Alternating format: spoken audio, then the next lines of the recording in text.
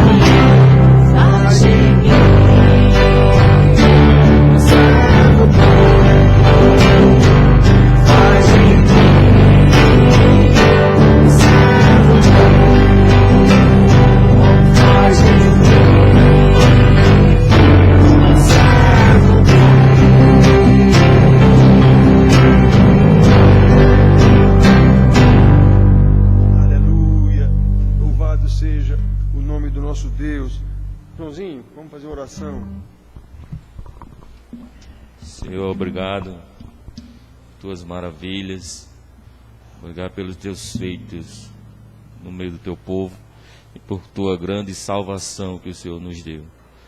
Faz-nos servos teus, Senhor, para que possamos honrar, glorificar e adorar o teu santo nome neste lugar, nesta noite. Que oramos no nome de Jesus. Amém. Amém. Joãozinho, irmãos, nos deixou muito preocupado dessa semana passada e essa semana agora também, porque estava com fortes indícios da Covid e fez todos os exames e graças a Deus não deu nada aí. Todo mundo se acalmou, mas inclusive ele. Terrível, ele estava com indício, inclusive falta de ar, coisa desse tipo. Então, glória a Deus que Joãozinho está aqui hoje. Irmãos, vamos abrir nossas Bíblias. Hoje é dia de celebração de Santa Ceia aqui. E nós vamos falar de novo sobre esse assunto, que já temos falado outras vezes e sempre. Mas vamos falar de novo, dar algumas orientações sobre o que Jesus mesmo disse aqui. O entendimento do que foi que Jesus disse por ocasião da ceia com os seus discípulos. Alguns dizem que essa ceia do Senhor com os seus 12 discípulos não é igual à ceia da Páscoa. Não vamos discutir isso. Ele deu aqui ensinamento do que deve ser observado e é isso que a gente tem que saber. Mateus 26 é o texto básico da celebração da ceia do Senhor Jesus com os seus discípulos, e disse que eles continuassem fazendo isso como memória do que eles iam presenciar dentro de muito pouco tempo e do ensinamento que Jesus lhes deu durante 3 anos. Mateus capítulo 26, de 26 a 30.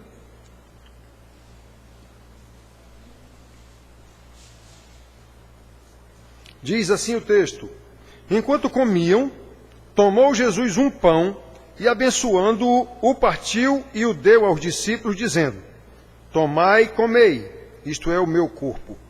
A seguir tomou um cálice e, tendo dado graças, o deu aos discípulos, dizendo: bebei dele todos, porque isto é o meu sangue, o sangue da nova aliança, derramado em favor de muitos, para a remissão de pecados. E digo-vos que desta hora em diante não beberei desse fruto da videira, até aquele dia em que o hei de beber novo convosco do reino de meu Pai. E tendo cantado um hino, saíram para o Monte das Oliveiras. Muito bem, então aqui, irmão, nós temos, como eu disse para você, discutir se isso foi a ceia, se a ceia da Páscoa era uma, essa ceia aqui foi outra, isso não importa muito não, a não ser para os estudiosos, né? Jesus disse aqui para eles, nessa ceia, nessa última ceia, que eles deveriam, porque eles estavam comendo aquele pão e aquele vinho, qual era a simbologia daquilo, e que eles deveriam fazer todas as vezes que se reunissem em nome de Jesus, acerca daquele assunto, para lembrarem. Para lembrarem. Aqui em Mateus ele não diz fazer isso em memória de mim. Está dito isso lá em Lucas. Quem escreveu Lucas, o Evangelho?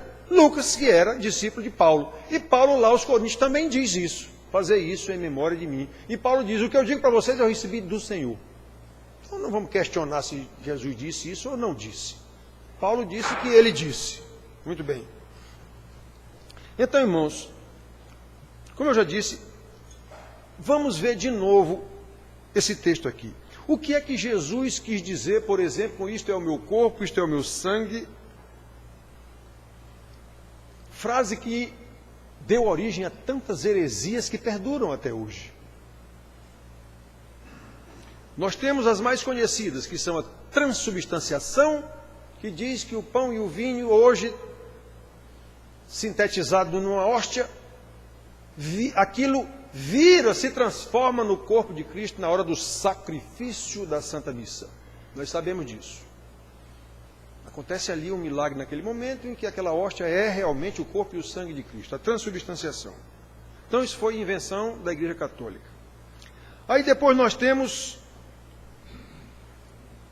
luteranismo, que é derivado da Igreja Católica, como nós também, mas disse que não vira o corpo de Cristo, não é transubstanciação, é consubstanciação, ela contém naquele momento ali o corpo de Cristo.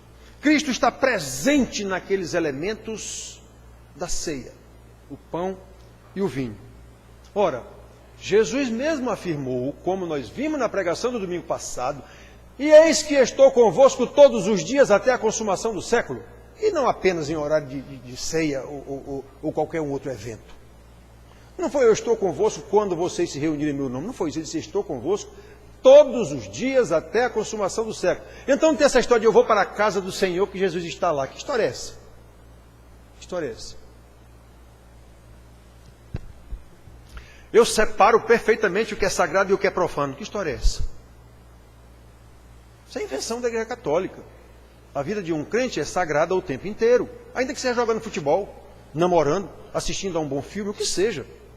A vida de um crente não tem nada profano, é o tempo todo sagrado, o que for, ele é crente onde ele estiver. Luz não deixa de ser luz. Ou pelo menos não era para deixar hora nenhuma. Então o que é que realmente Jesus ensina aqui, irmãos? Em primeiro lugar, não há dúvida que o sentido das palavras do Senhor Jesus, dizendo isto é o meu corpo, isto é o meu sangue, essas palavras são figurativas, sem nenhuma dúvida. Sem nenhuma dúvida. Jesus não quis dizer que aquele pão virava o corpo dele, nem quis dizer que aquele sangue virava o sangue dele. Na pregação, lá de pouco tempo antes, na multiplicação dos pães, todos se escandalizaram, como ele disse, vocês têm que comer do meu corpo. Esse pão aí mata a fome de vocês, amanhã vocês estão com fome de novo. Vocês têm que se alimentar da minha carne e do meu sangue. Se escandalizaram, foram embora todos. Nós sabemos disso, não é? Então, irmãos, Jesus não quis dizer isso, por quê? Porque a própria reação dos discípulos naquele momento, ninguém se escandalizou. Lá na multiplicação dos pães, até os discípulos se escandalizaram. Perguntaram, Senhor, foi embora todo mundo. Duro esse discurso, quem não pode suportar? E Jesus disse, quer ele vai me deixar também? Então, nesse momento aqui, eles não se escandalizaram, não. A reação dos discípulos mostra.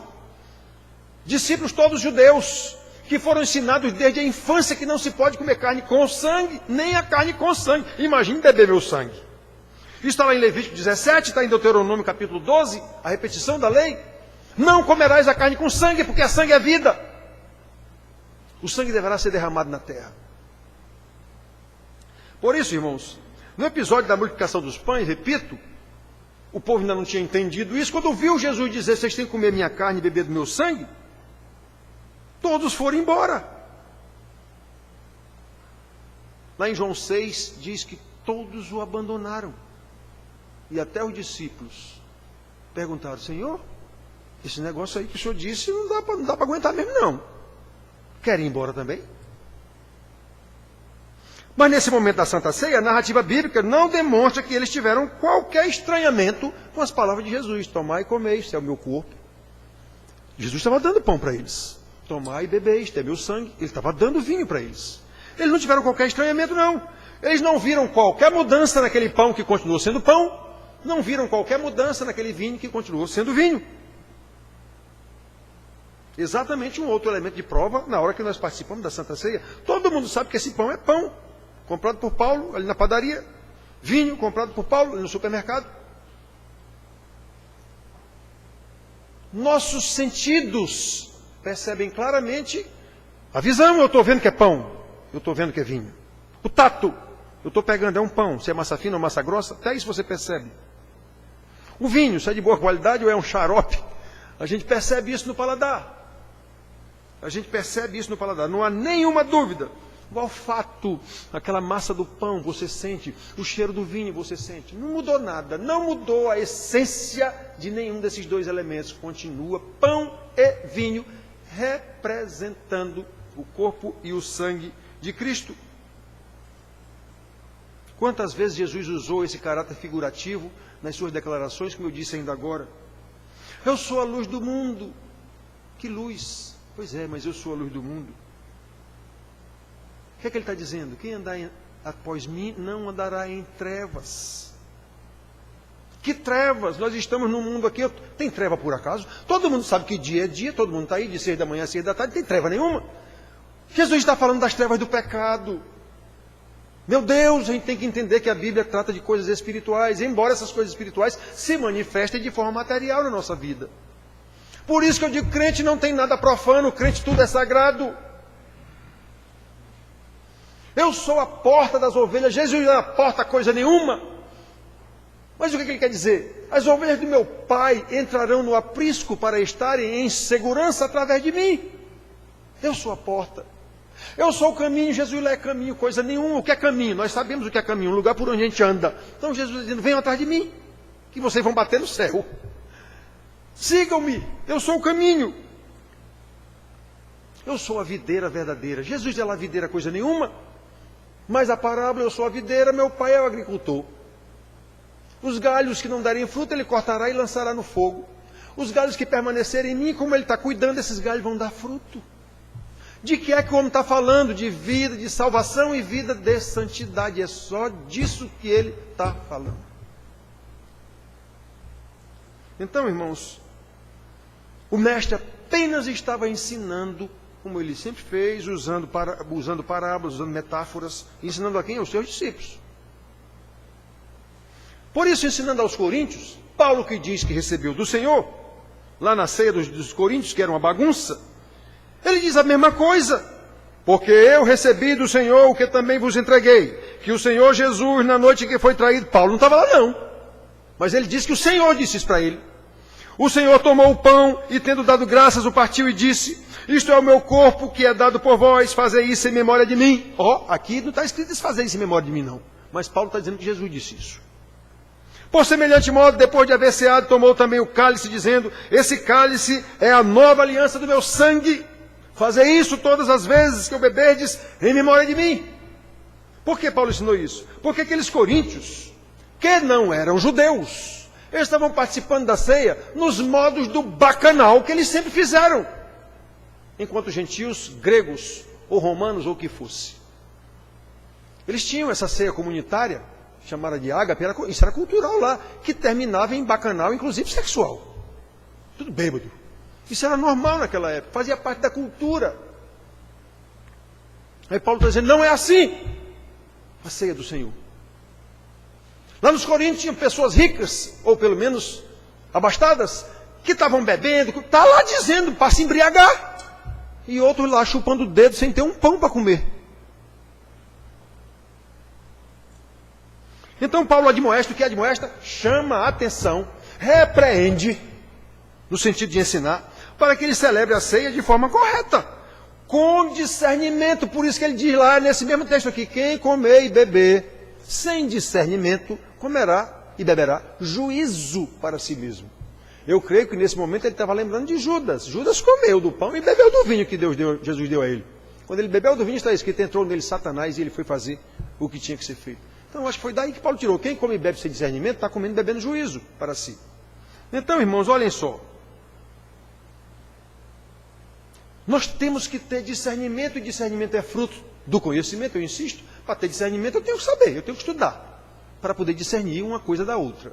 E Hebreus diz que esse discernimento vem exatamente pelo estudo da palavra, para eu saber discernir o bem e o mal, exatamente pelo estudo da palavra. Então, irmãos, nós temos que estudar, eu insisto tanto nisso, nós temos que estudar, temos que saber manejar bem a palavra para ouvir uma pregação e identificar isso é falso. Irmãos, eu insisto em dizer isso, quase todas as pregações são falsas, quase todas, de qualquer igreja, inclusive da nossa, quase todas são falsas. As que eu vejo pelo menos, digo, meu Deus do céu, o que esse cara está dizendo aí? É lindo o que ele está dizendo, é doutor, está falando da Bíblia, tá, mas isso é falso.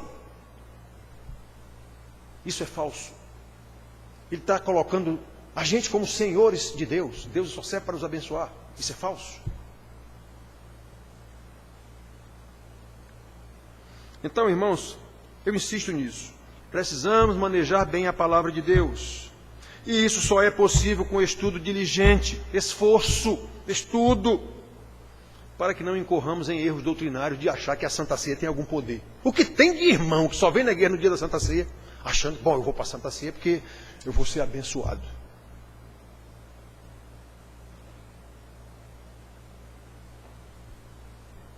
Em segundo lugar, irmãos, aprendemos nesses versículos Com que propósito, digamos assim?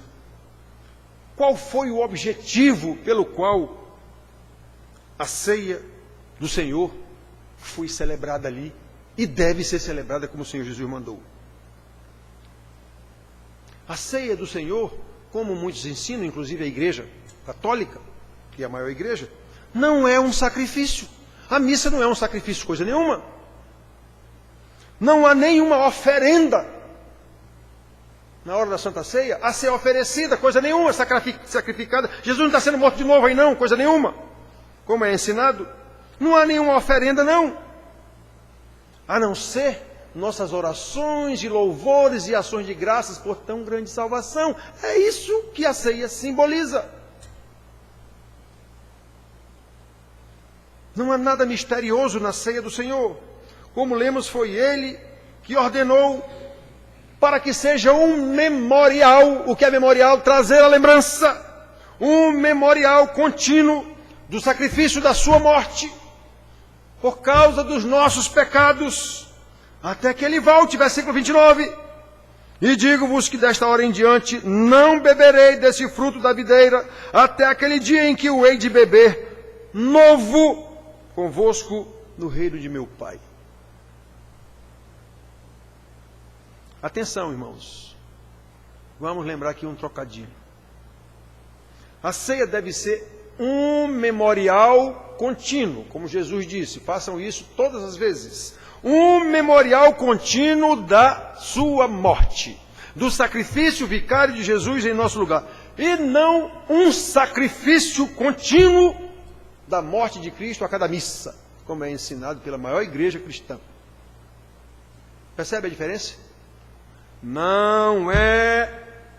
Ela é um memorial contínuo da morte sacrificial de Cristo em nosso lugar. E não um sacrifício contínuo de Jesus a cada missa, a cada culto.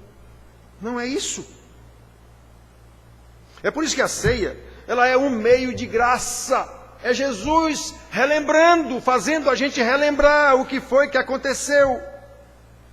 Aqueles que participam com fé, o que é fé? Conhecimento da salvação. Basicamente, fé é conhecimento do que aconteceu para a salvação e obediência com base nesse conhecimento. É isso que é fé.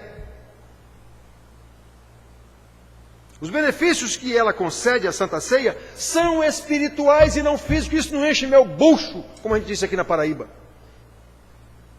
Não estou me alimentando coisa nenhuma, um pedacinho de pão desse tantinho, um golezinho de vinho desse tamanho. Isso não alimenta coisa nenhuma. É uma simbologia do alimento espiritual. Eu estou me alimentando de Jesus. Eu estou lembrando o que foi que Jesus fez por mim, pelos meus irmãos que estão aqui presentes.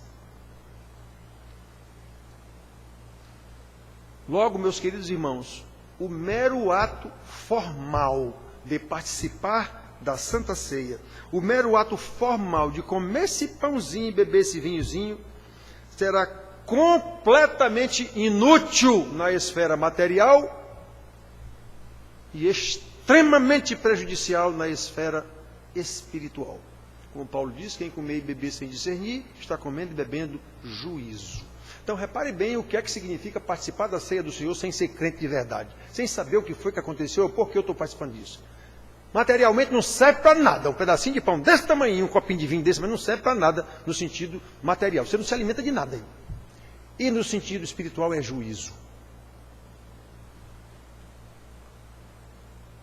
Meu Deus do céu.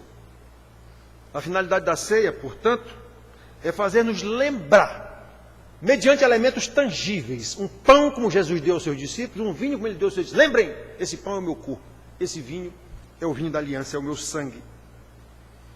É para lembrar que o oferecimento do corpo e do sangue de Cristo por nós é o único meio de expiar os nossos pecados. O que é expiar? É perdoar no sentido de nem lembrar mais.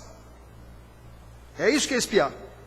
Para quê? Para nos reconciliar com Deus, porque foi esse o meio que Ele mesmo providenciou para nos reconciliar consigo mesmo, como Paulo ensina tantas vezes. Por quê? Porque estas são promessas da aliança. 28. Porque isto é o meu sangue, o sangue da nova aliança. Está escrita essa nova aliança, bem detalhadazinha, já preguei há pouco tempo sobre isso aqui, lá em Jeremias e Ezequiel. Farei uma nova aliança com o meu povo. Tirarei o coração de pedra, colocarei o coração de carne. Tirarei o espírito, colocarei o meu espírito. Colocarei neles o meu temor, para que andem de acordo com os meus estatutos. Meu Deus, é disso que Jesus está falando aqui. Então esse é o sangue da nova aliança, derramado em favor de muitos, para remissão de pecados.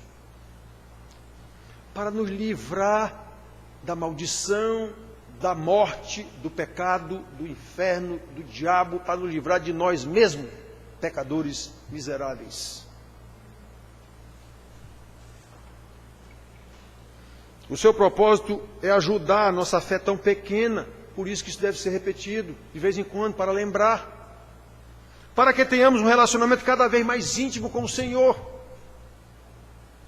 O Senhor que deu a sua vida por nós. Aí é complicado participar da ceia do Senhor, toda vez eu lembro isso, com um problema com o irmão, ou com alguém, seja lá quem for.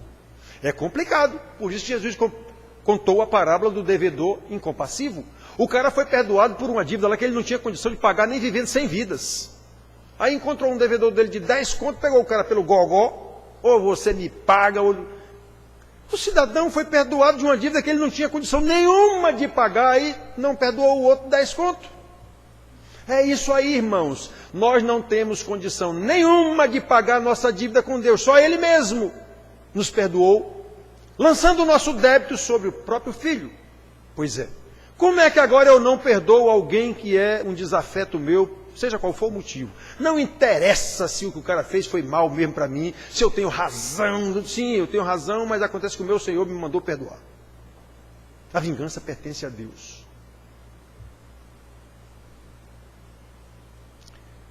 Irmãos, eu já vi de forma terrível, eu vi, ninguém me contou não. Na distribuição dos elementos da ceia, um presbítero ia distribuindo, quando passou por uma irmã, ela virou para o lado. O presbítero era um seu desafeto. Ela virou para o lado. Não tomou o elemento da mão daquele presbítero. Depois passou outro, aí ela tomou. Pode um negócio desse? Pois é, eu vi isso. Então, irmão, é complicado. Como é que uma pessoa... Olhem só. Essa pessoa está tão desvirtuada no seu entendimento, ou não tem entendimento nenhum, que faz um negócio desse. Participa da ceia do Senhor, sabendo que o Senhor perdoou uma dívida que eu não tinha como pagar, mas eu não perdoo alguém que me ofendeu. Detalhe, eu seria capaz de fazer com ele a mesma ofensa que ele me fez. Seria não, sou. Mas eu não perdoo. É complicado. Aí ora o Pai Nosso. Perdoa meus pecados, assim como eu perdoo aqueles que pecaram contra mim, por exemplo. Você está dizendo para o Pai não lhe perdoar. Perdoa assim como eu perdoei. Acontece que eu não perdoei, ou seja, não me perdoa.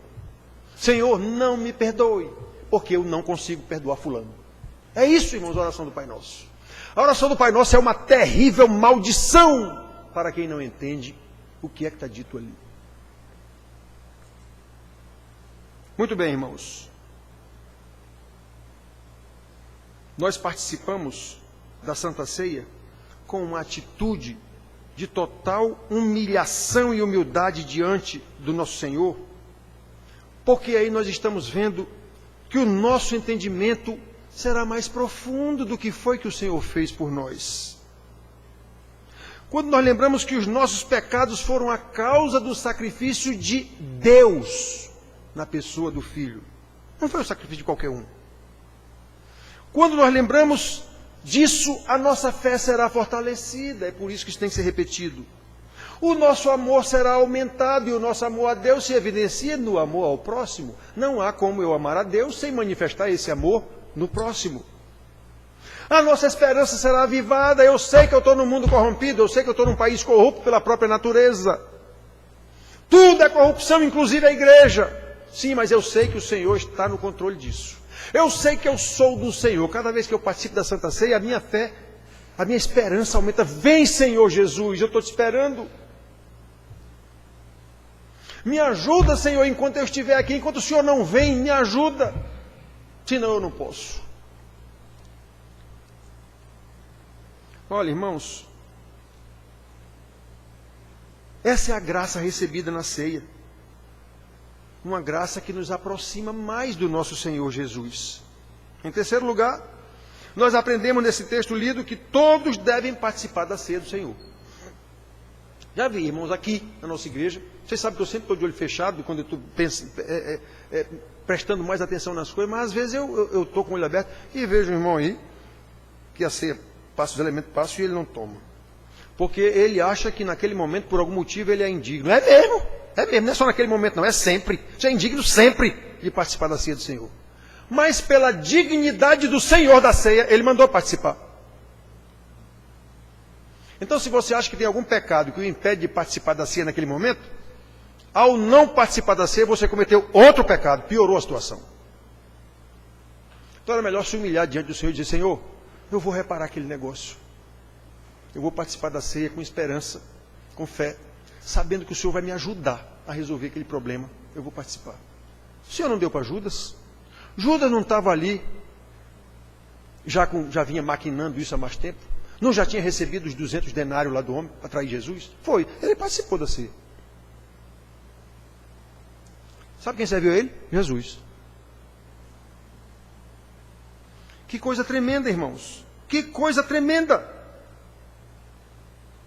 Influenciados pela cultura católica romana, temos a tendência de considerar aqueles discípulos de Jesus lá santos, mais do que nós. Não eram. Eu já disse hoje de manhã aqui na aula, e eu digo de vez em quando: Abraão não era melhor do que eu, nem do que você. Moisés não era melhor do que eu, nem do que você. Davi não era melhor do que eu, nem do que você. Salomão não era melhor do que eu, nem do que você, nem do que Hitler, nem do que Fernandinho Beiramar. Nenhum pecador é melhor do que o outro. Todos pecaram e carecem da graça de Deus. A diferença está exatamente na graça de Deus, em quem Ele quer colocar a graça, porque Ele deu uma missão a essa pessoa, e essa missão depende de uma graça maior. É isso que aconteceu com Davi. Davi não era melhor do que Saul. Muito bem, irmãos. Aí, por causa da Igreja Católica, nós tendemos a endeusar esses homens. Nós falamos hoje de manhã aqui. O que me interessa nessas histórias da Bíblia, no livro de história que falamos hoje, é o que Deus me ensinou através daqueles homens. A vida daqueles homens não me interessa, não. O que me interessa é como Deus usou a vida daqueles homens para me ensinar sobre quem? Sobre eles? Não, sobre Cristo, o Messias que viria. É isso que interessa. É a única coisa que interessa na Bíblia inteira. É localizar Jesus em qualquer lugar que eu leia ali. É localizar o trabalhar de Deus para que chegue Jesus na minha vida. É isso, é só para isso que a Bíblia serve. Tudo quanto a autora foi escrito para o nosso ensino. Ensino para quê? Para viver em santidade de vida na direção do Senhor Jesus, quando Ele vier nos buscar. É só isso. Então, irmãos, aquele pequeno grupo formado pelos 12 discípulos de Jesus, todos eles homens simples, como nós sabemos, que o próprio Senhor Jesus escolheu, eu escolhi aqueles que eu mesmo quis. Que Ele mesmo quis, está escrito. Eles não eram diferentes de nós, não. Embora eles tenham andado com Jesus, assim como nós, todos eram igualmente fracos pecadores. Pensavam até que eram melhores. Pedro chegou a dizer: Senhor, qualquer um pode te abandonar, e menos eu. Eu sou capaz de morrer pelo Senhor. E está escrito que os outros discípulos repetiram com Pedro a mesma coisa. Pois é, dentro de muito pouco tempo, todos eles o abandonaram. Com medo de quê? Com medo de morrer. Pode um negócio desse, irmãos? Os discípulos santarrões, pois é. Que a gente acha que eram santarrões, não eram. Eram pecadores fracos como nós. Todos eles. Mateus 26, 35, Pedro diz: eu não te deixo nem que eu morra. Os outros discípulos, está escrito que os outros discípulos repetiram com ele: nós também. Pois é, todos eles o abandonaram dentro de muito pouco tempo. Então, irmão, sem nenhuma dúvida, o Senhor Jesus conhecia o verdadeiro caráter daquele discípulo. Chegou a dizer para Pedro: tu vai, deixa de besteira, rapaz, hoje mesmo tu vai me negar 3 vezes. Antes que amanheça o dia, antes que o galo cante. Então, olha só. Jesus conhecia o caráter desses 12 discípulos que estavam com ele. Ele disse: vocês todos vão me negar. Mas mesmo assim, não lhes negou a participação na ceia, não lhes negou o pão e o vinho, nem mesmo a Judas, o traidor. Essa atitude do mestre, obviamente, nos ensina que não devemos exigir grande santidade de quem quer que seja, grande vigor espiritual de quem quer que seja, ou qualquer tipo de mérito de quem quer que seja para participar da ceia. O mérito é do Senhor Jesus. Ninguém é digno de participar disso, não. Nem pastor, nem bispo, nem quem quer que seja. Ninguém é digno, a dignidade é do Senhor Jesus. Nenhum pecador, inclusive, sequer consegue entender plenamente esse mistério. Não consegue. Nenhum pecador, repito, é digno de participar da ceia do Senhor. Porém, por causa da dignidade do Senhor, que nos mandou fazer isso em memória de mim, com a sua sabedoria, com o seu poder, foi o próprio Deus, na pessoa de Jesus, que de forma simbólica explicou o seu sacrifício através daqueles elementos aos seus discípulos, que não entenderam nada na hora que ele lhes deu aquilo. Eu tenho certeza absoluta, eles não entenderam nada. Tanto que Pedro, na hora lá, tentou, não vai prender coisa nenhuma aqui. Jesus disse, ei rapaz, guarda essa tua faca aí. Outro não sabe que tem que se cumprir as escrituras. Quer dizer, não tinha entendido nada. Nenhum deles. Hoje nós temos tudo escrito. Então a nossa vantagem sobre aquele povo é muito grande. Nós temos tudo escrito. Logo o juízo será maior. Jesus disse isso. Está tudo explicadinho. E Jesus ordenou, participem desta ceia toda vez que vocês se reunirem em meu nome, com grata memória por tudo que eu estou fazendo por vocês aqui. Vocês vão saber dentro de muito pouco tempo que é isso. Houve uma hora que ele disse a Pedro, tu não entendes agora não, depois entenderás. Ele também disse, o Espírito Santo nos fará lembrar. Pois é, lembrar o quê? O que eu já ensinei para vocês. É por isso, irmãos, que neste momento especial, o que precisamos ter em mente é, nós entendemos a salvação, é um mistério, até onde nos é revelado, nós entendemos a salvação. Essa história de Deus virar homem, vir para cá, nascer de uma virgem, morrer numa cruz para nos salvar, nós entendemos isso mesmo, ou isso é só um conhecimento puramente sócio-religioso familiar? Que atravessa gerações e gerações, cada vez ficando mais vulgar, banal, cada vez mais banal, a ponto de a gente achar que tanto faz.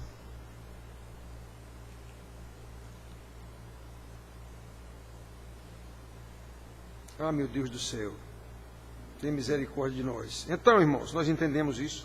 Nós estamos realmente arrependidos dos nossos pecados.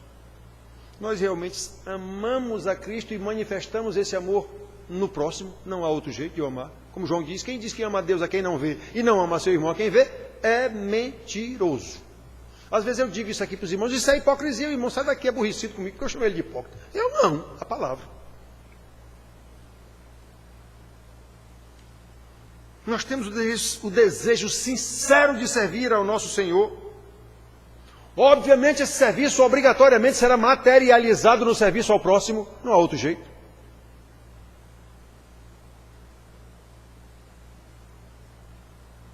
Diante da palavra do Senhor, irmãos, explicada, que cada um examine-se a si próprio,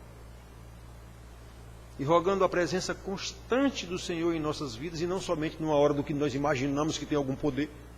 Não, é a presença constante do Senhor em nossa vida. Desejando realmente viver para louvor da sua glória.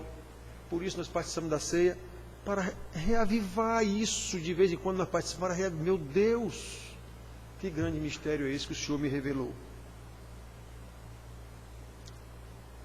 O tempo todo consciente de que eu estou participando da ceia não é porque eu quero me sentir bem. Não!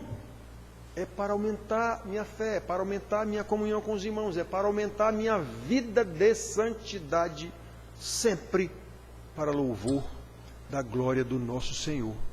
Amém.